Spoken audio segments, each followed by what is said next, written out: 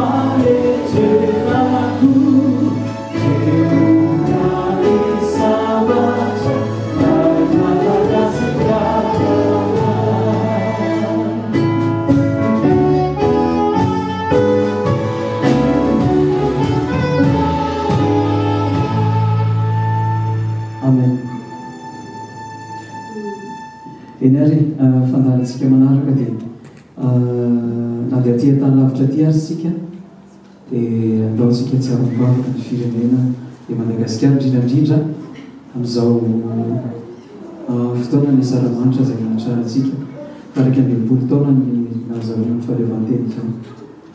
Dia Pasteur zany no hitondram-bavaka ny firenena. Ianao zany olona natsoan'Andriamanitra amin'ny anaran'izany. Izasy ianao zany afaka manova ny tantaram-piainan'ny firenentsika izany. Andeha iara-iompito hivavaka isika. Tompo, sambatra ny firenena izay manana ny Jehova ao Andriamanitra. Ary izany indrindra no iantefany ny fonay sy ny vavakay ankehitriny. Satria ianao ny Andriamanitra ny firenenay. Ianao ny Andriamanitra izay nahary izao tontolo izao, ary eo aminao avokoa atisay. Na ny fiandohana na ny fiafarana, ianao ilay alifasy omega. Vavaka ho an'ny Madagasikara izay Jesosy. Miara-miompito izay kristianina eto Kanada amin'izao fotoana izao. Miara-miompito izay satria fantatray fa herin'ny vavaka dia tsy vavaka misiditsidina fotsiny, fa tena misy fiantraikany ny vavaka rahana finoana sy ny firaisana. Dia manantona izahay. Voalohany indrindra dia mifona amin'ny anaranao izahay ny amin'ny firenenay. Mifona aminao izay ny amin'ny mpitondranay. Mifona aminao izay ny amin'ny vahoaka malagasy tsirairay na aiza ny toerana misy azy. Mifona aminao izay ny aminay mpitondra fivavahana, ny aminay mpanompon'Andriamanitra, ny aminay vita batisa, ny aminay olonao rehetra izay nantsoina amin'ny anaranao. Manety tena tokoa izay Jesosy satria mahatsara fa tsy mendrika. Tompo, raha misy roa ianao mifanaiky aty ambonin'ny tany, matetika izay sarahan'ny elanelan-tany, matetika izay sarahan'ny firohana politika sy ny firohana kulturaly, matetika izay na dia manana ny anarana velona azy dia tompo misy fahakalana ny toetra.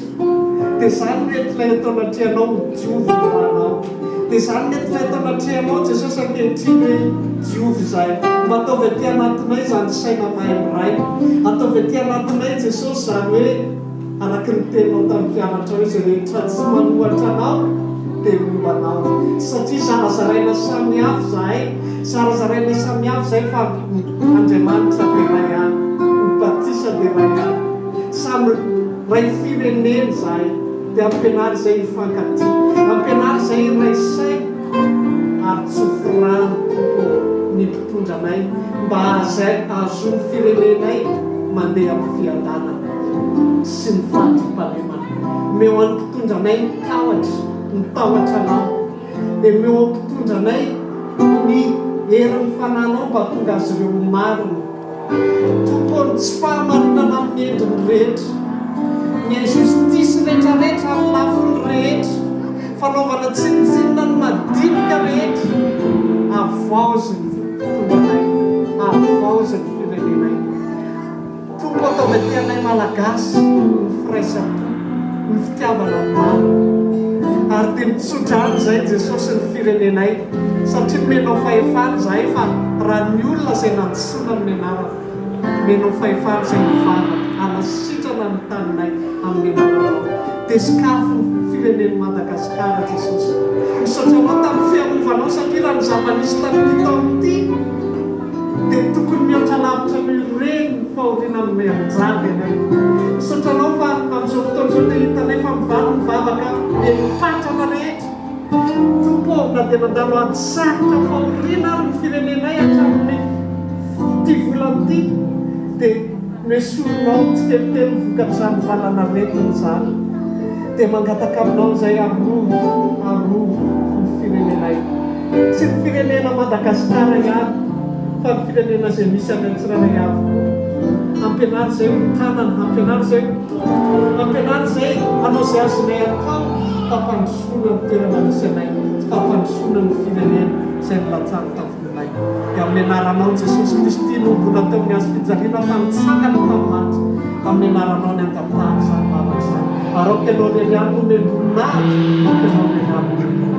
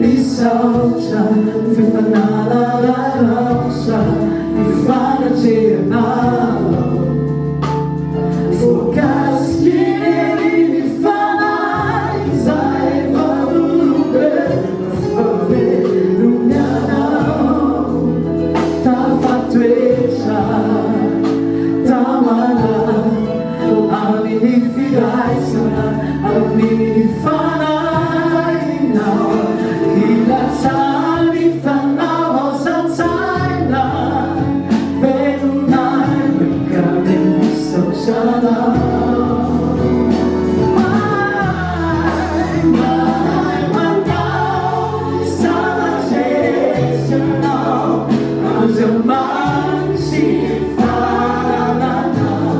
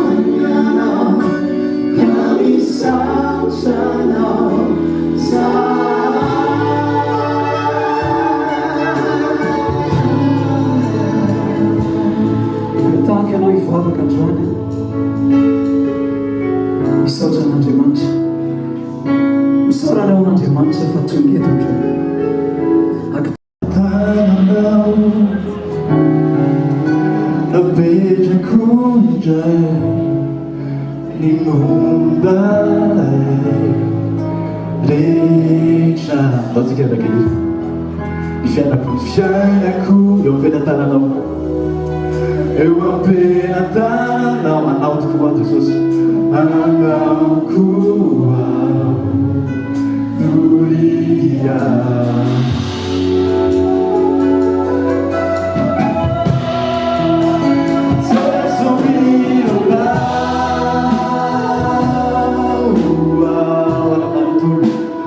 Aromalo tu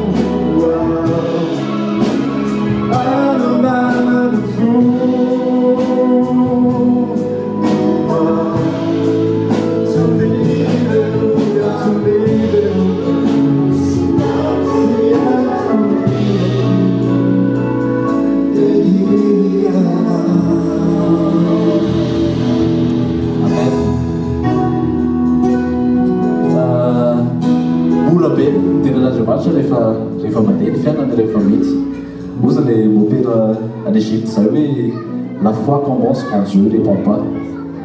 Mora be ny teny hoe za mino an'Andriamanitra rehefa mety ny fiainanao, rehefa tahina ny akonanao, rehefa salama ny zanakao, rehefa mandeha ny volanao dia mora be ny teny anjany fa rehefa marary amin'izay ny ianao dia sireto hoe mbola manana an'izany sensation hidenan'Andriamanitra zany ve ianao dia tizy tsara ratsy tsisy ira ratsy moa zany fa tizy ohatrany hoe ao anaty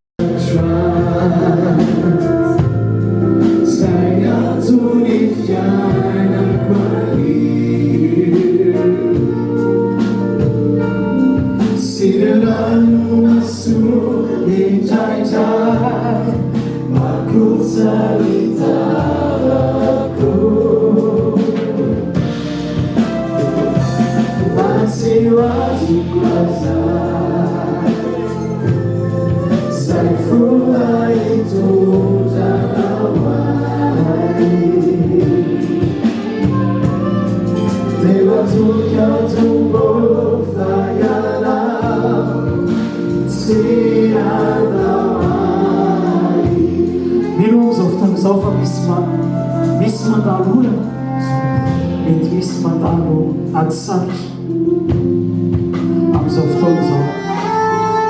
Zaho miteranao apetrao amin'ny tompo zany ady lalovana zany. Le ady sarotra tsy voatery hoe problème manaboly, tsy voatery hoe problème amin'ny lafiny zavatra rehetrarehetra, fa ny ady saina amin'ny fianarana ary dia efa ady sarotra. Ny andreranao dia efa ady sarotra zany. Dia zaho miteranao zany apetrao amin'ny tompo zany. Fa ny tompo tsy mba manary anao zany. Jesosy tsy mamela anao ery zany, fa izy no mifidy anao fa tsy ianao no mifidy anazy. Apetrao amin'ny tompo ny fiainanao androany, apetrao amin'ny tompo ny momba anao rehetrarehetra androany. Dia manantena matoky ny fitantanan'Andriamanitra ny fiainanao. Miangatany aminao dia ilonao azy, miangatany aminao dia manantenanao azy, miangatany aminao dia miatokisanao azy hitantana ny fiainanao. Apetrao amin'ny fiainanao androany. Aza atao velomainy izao fotoan'izao, aza atao velomainy ty fotoan'androany ty, fa ataovin'izay anomofisanao bebe kokoa ny fifankazaranao sy ny fifandraisanao amin'Andriamanitra.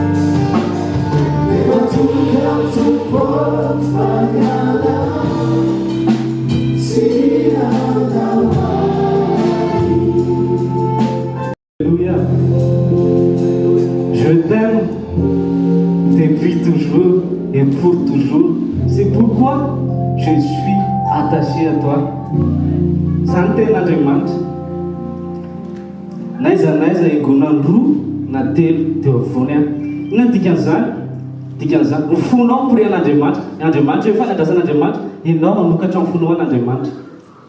Androany Andriamanitra aza maiko donto. Ina dikan'izany? Zary havana efa ela be vangin'Andriamanitra hoe Franck, je t'aime depuis toujours et pour toujours. Fa donto be mifoka. Hitanareo rehefa mangoritsana tokotsika tohatry zao tsy maheno satria mifoka alavitra an'Andriamanitra. Vangin'Andriamanitra rehefa teo amin'ny farany fofinaiko teo amin'ny aliko ny fahafatesana teo nanolorako ny fiainako an'Andriamanitra. Sotra Jesosy tsy nataoko dontotsony mifoka fa tia farantso Andriamanitra avoaiko atotro anao mifoka. Dia zany andrasan'Andriamanitra amintsika androany. Aza maiko donto mifotsika rehefa miantso Andriamanitra zavatra ataon'Andriamanitra ianao miteny fotsy mandroso Jesosy aho. Izay fotsiny andrasan'Andriamanitra ianao mamototra. Ohatran'ny eo amin'ny Exodosy 16-18 tantaran'ny zanak'Israely rehefa tany an'efitra dia tsika rehetrarehetra reo mandalo any efitra daholo tsy haiko izay andalovanao androany rehefa any an'efitra imagine any efitra sesinaina dafitsika mangateta tetady rano momonina zanak'Israely fa zao vaty lampy le izy nangataka tamin'Andriamanitra Mosesy dia vaty lampy le tenen'Andriamanitra Jesosy Kristy reto tsy haiko izay mahazatra anao Jesosy na Jesosy fa zay le izy Jesosy teneny mihitsy hoe Jesosy androany Jesosy vaiko anao foko mandrosoa Jesosy ninona olana ilanao tsy rano ny ilanao fa aleloha rano Jesosy dia toezakely après an'io le ministère viana nangeta hitandray zanak'Israely dia nangataka Mosesy fa tonga dia nkapohan'le rano dia lasa nangidy dia misy fotoanantsika ambila miteny fotsiny fa zao Andriamanitra zavatra tsika tenenanao androany le loha rano reto Jesosy naiza na aliko mifahafatesana ny hevitra misy anao tsy haiko tsy fantatro andalovanao mety marary ve anao Jesosy le izy dia zao fotsiny andrasana hoe atoloro ny fonao hoe Jesosy mandrosoa anao ndao androany tena Jesosy hoe mandrosoa Jesosy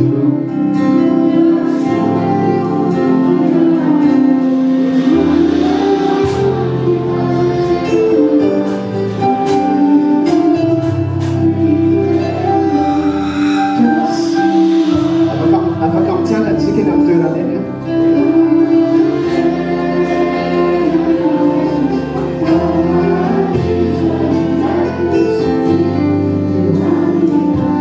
tao averytsika le hira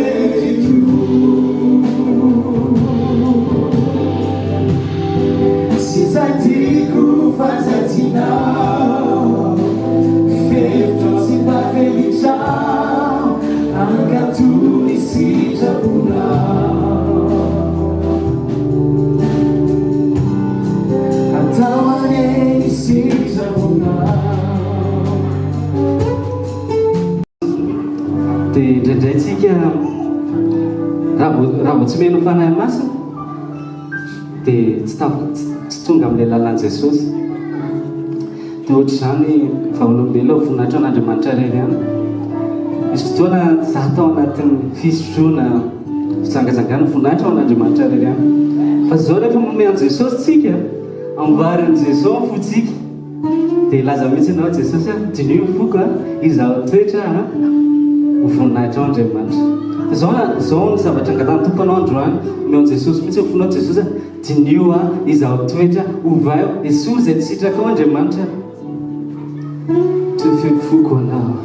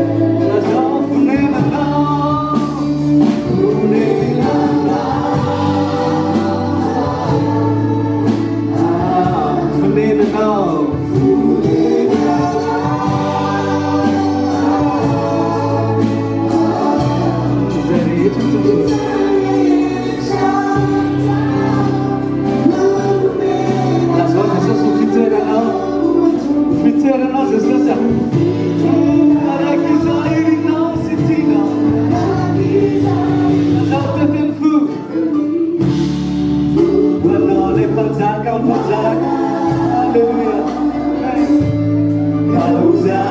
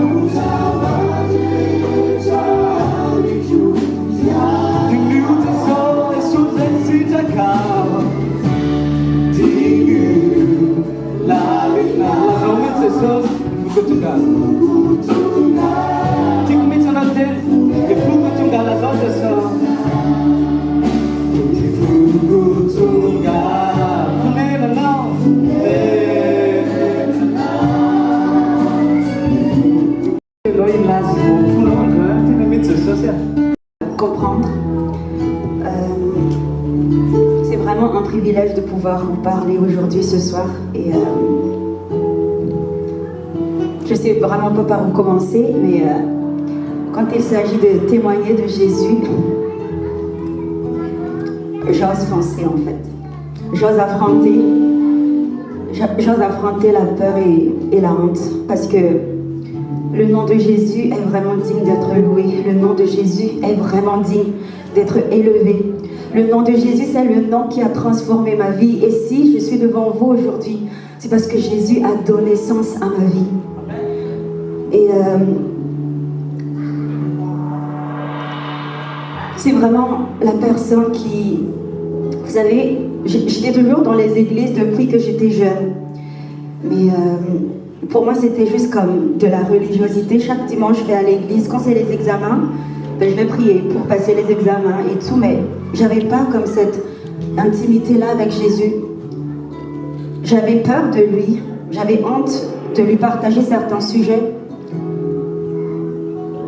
Jusqu'à ce qu'un jour, lorsque j'avais quitté Madagascar, en fait, j'avais eu comme une bourse pour aller en Algérie.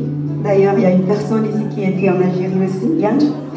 Mais quand j'étais allée là-bas, moi je viens d'une famille très modeste à Madagascar et vraiment, si c'est par le moyen de ma famille ne serait pas capable de subvenir à mes besoins, en tout cas avec les devises, l'argent de l'extérieur, je vais dire. Mais c'était vraiment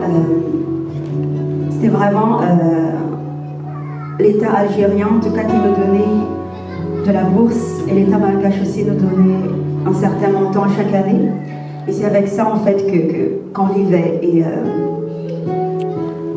les études que j'avais faites en Algérie ne répondaient pas toujours à mes attentes. Bref, mais je n'avais pas les moyens de revenir à Madagascar. Parce que quand tu as reçu comme un contrat de bourse, alors il faut que tu le finisses jusqu'à la fin. Sinon, ben, tu vas rentrer par tes propres moyens. Alors, moi, j'avais fait 3 ans là-bas et ce n'était vraiment pas facile. Mais c'est là que j'ai commencé à m'appuyer sur Dieu, à vraiment l'interroger par rapport à mon avenir, parce que j'étais comme sur un pan, je ne sais pas, avancer, je n'avais pas les moyens. Reculer, je n'avais pas les moyens. Et j'avais toujours des rêves qui étaient en tout cas dans mon cœur. Et je crois que c'est le Seigneur qui l'a déposé.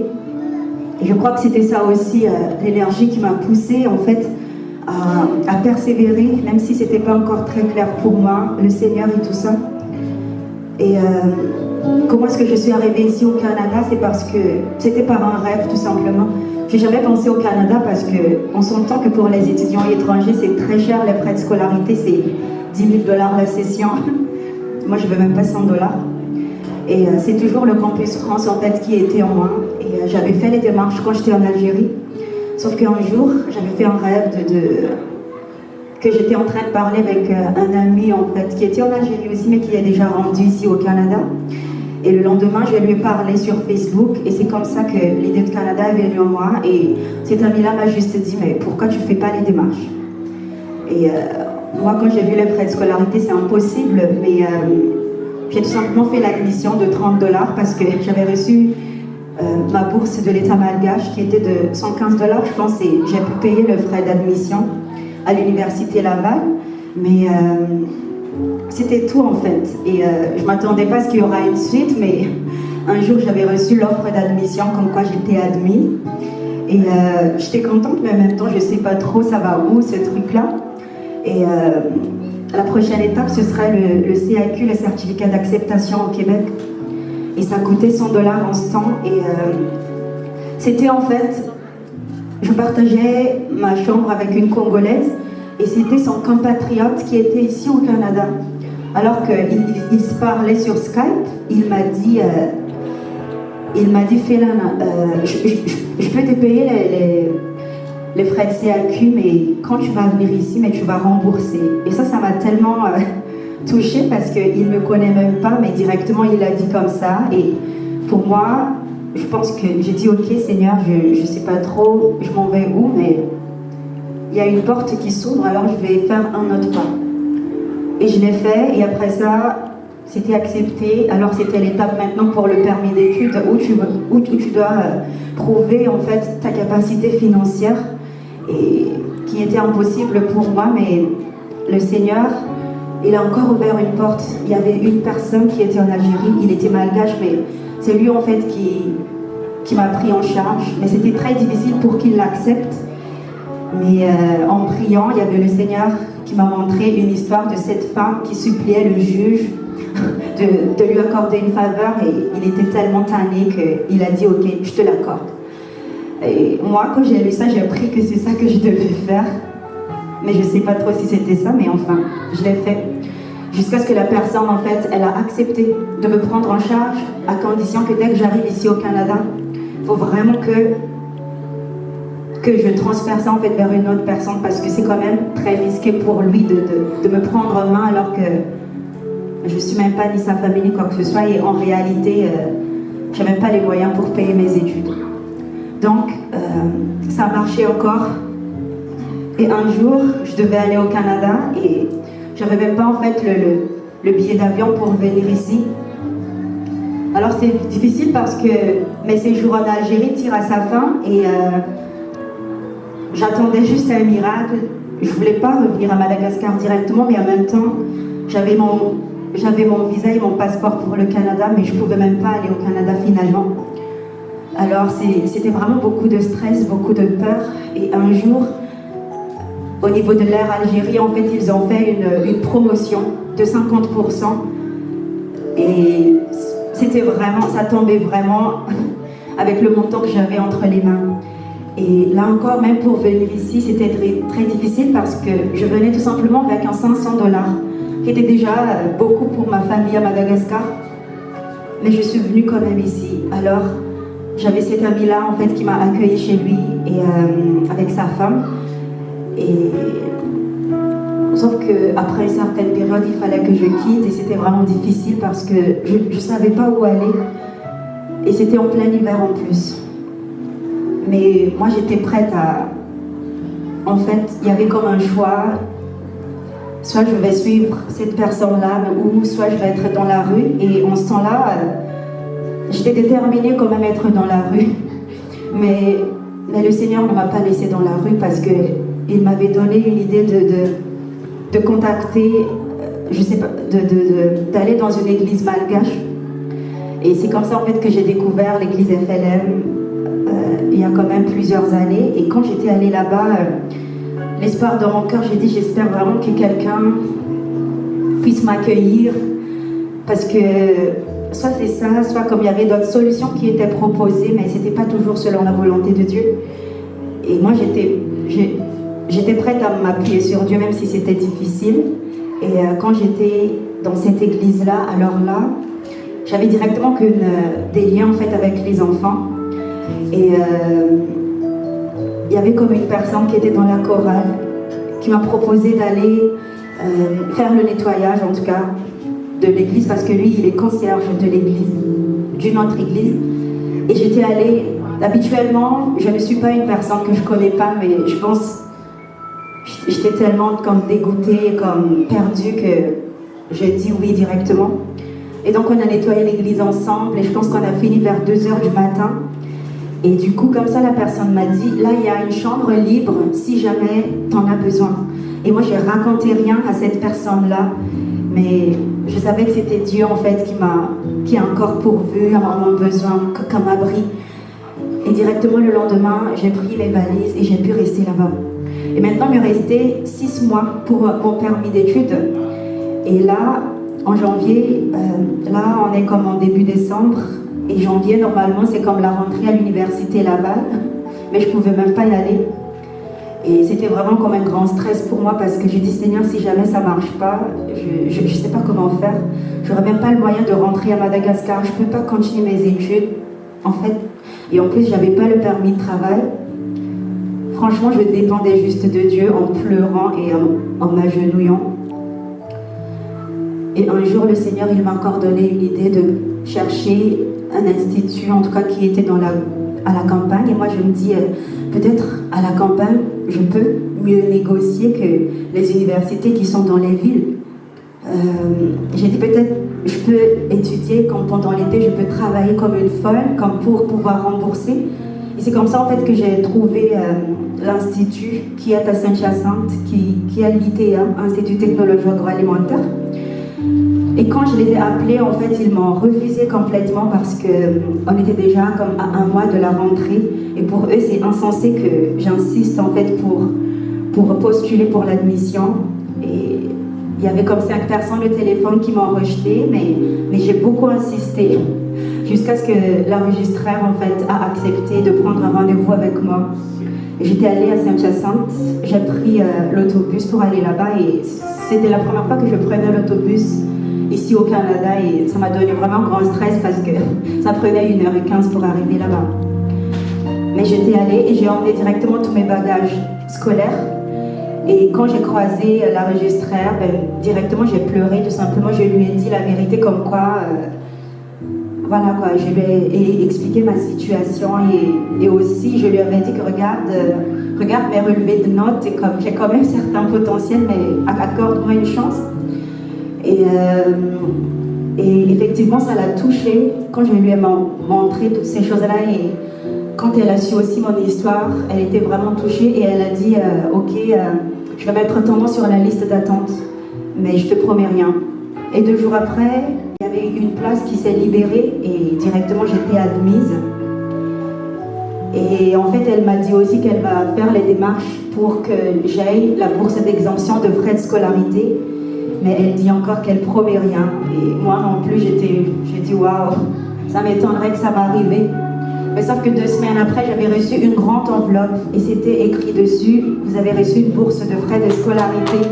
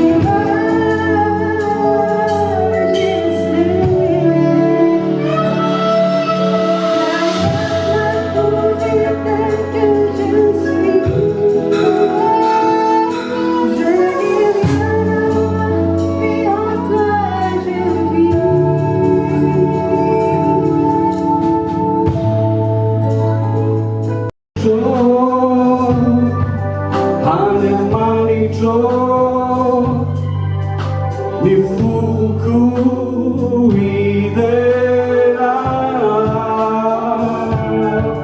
ny feoko no asaratro vayanao no toko voaharina ny tenako nokoloinao tanteraka mamikio ianao mamikio toko sady panao so sy panamboatra ahatonga io sambatra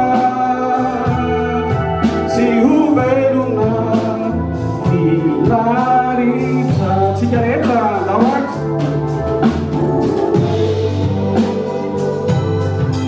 ande maritro ny foko hidera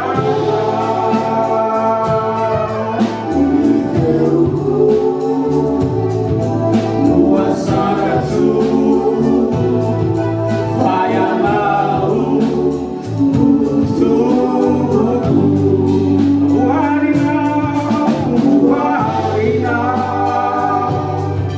ny tenako nokoloinao tanteraka mamikio ianao mamikio toko sady panao so sy panamboatra ahatonga io sambatra sy ho velona filaritra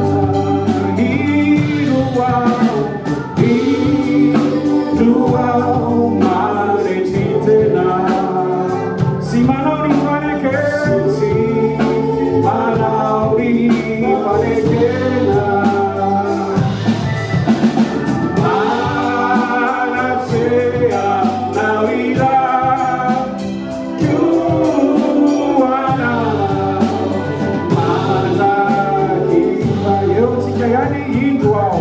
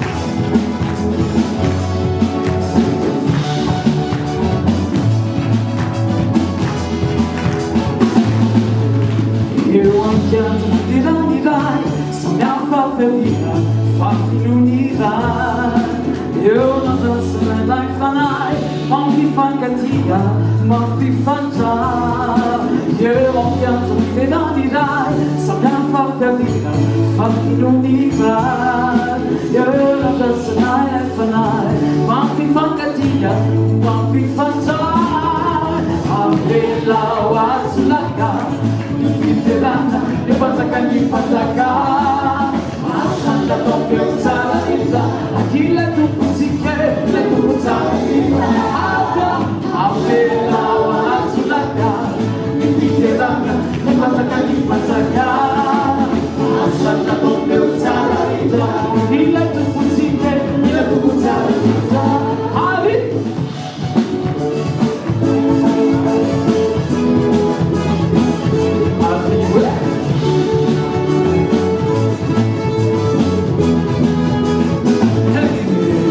Eu ampianto Fiderana, refa tudo di sua, aguardando già.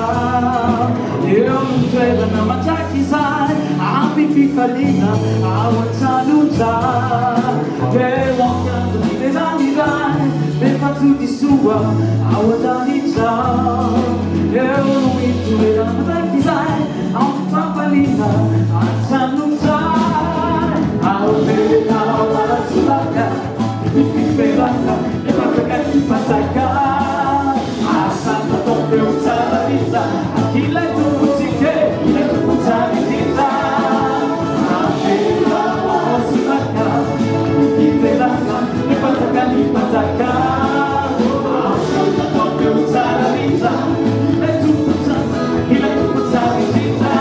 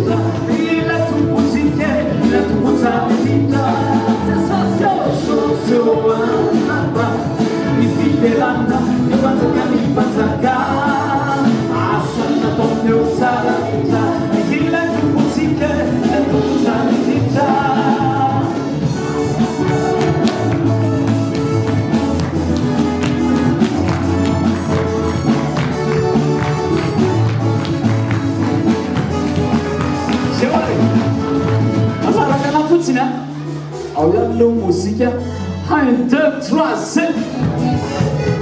Atiquetica, 5.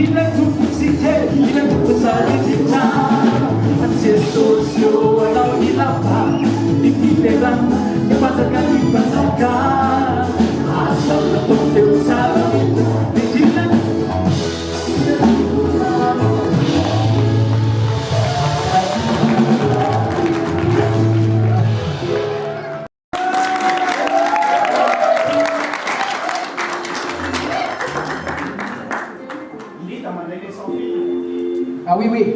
Je profite aussi de l'occasion de vous dire que les groupes des diversités on a tendance à si fanavaka fa rehefa tian'Andriamanitra isika karazana dia navelan'Andriamanitra eto navelan'Andriamanitra eto ka men'Andriamanitra le mitombo le opportunité rehetrarehetra mba ahafahantsika manatona azy dia tsisy sakalavaka izany sakalavaka finoana sy afaka lavaka nenena vonin-dotrotra fa dia malalaka ary zay fifampiana zay ho hitanao fitiavana ho hitanao anatin'ny groupe.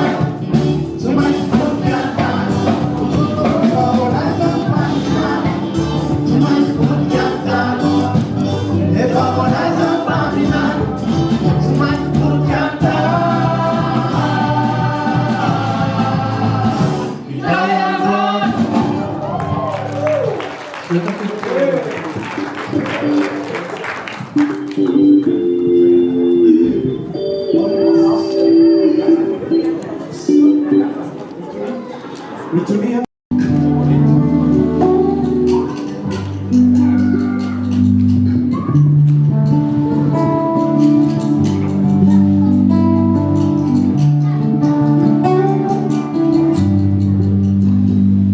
Dunia zanaku Faituau Rekapuku Ilumba bakau Miatra minai kunyalai Luna Mita kaya now